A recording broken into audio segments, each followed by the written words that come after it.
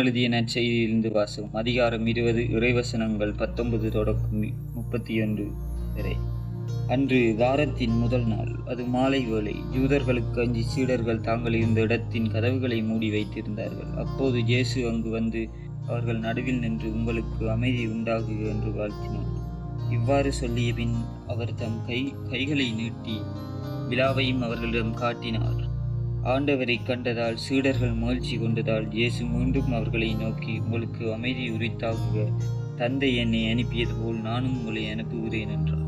இதை சொன்ன பின் அவர்கள் மேல் ஊதி, தூய ஆவியை பெற்றுக் கொள்ளுங்கள். அவருடைய பாவங்களை நீங்கள் மன்னிப்பீர்களோ அவை மன்னிக்கப்படும், அவருடைய பாவங்களை மன்னியாதிருப்பீர்களோ அவை மன்னிக்கப்படா என்றார்.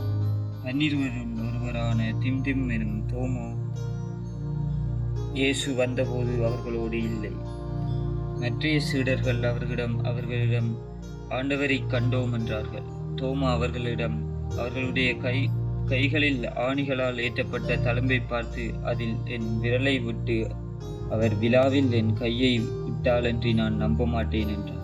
8 நாட்களுக்கு பின் அவர்களுடைய சீடர்கள் மீண்டும் உள்ளே கூடியிருந்தார்கள். அன்று தோமாவும் அவர்களோடு இருந்தார். கதவுகள் பூட்டப்பட்டிருந்தும் இயேசு உள்ளே வந்து அவர்கள் நடுவில் நின்று, உங்களுக்கு அமைதி உரித்தாகுக என்று வாழ்த்தினார். பின்னர் அவர் தோமாவிடம், இதோ என் கைகள், இங்கே உன் விரலை இடு, உன் கைகளை நீட்டி என் விலாவில் இடு, ஐயம் தவிர்த்து நம்பிக்கை கொள் என்றார். தோமா அவரை பார்த்து, நீரே என் ஆண்டவர், நீரே என் கடவுள் என்றார். இயேசு அவர்களிடம், நீ என்னை கண்டதால் நம்பினாய், காணாமலே நம்புவோர் பேறு பெற்றோர் என்றார். வேறு பல அரும் அடையாளங்களையும் இயேசு தம் சீடர்கள் முன்னிலையில் செய்தார்.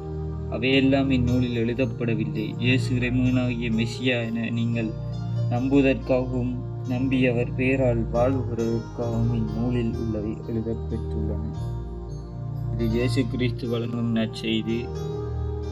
கிறிஸ்துவே உமக்கு புகழ்.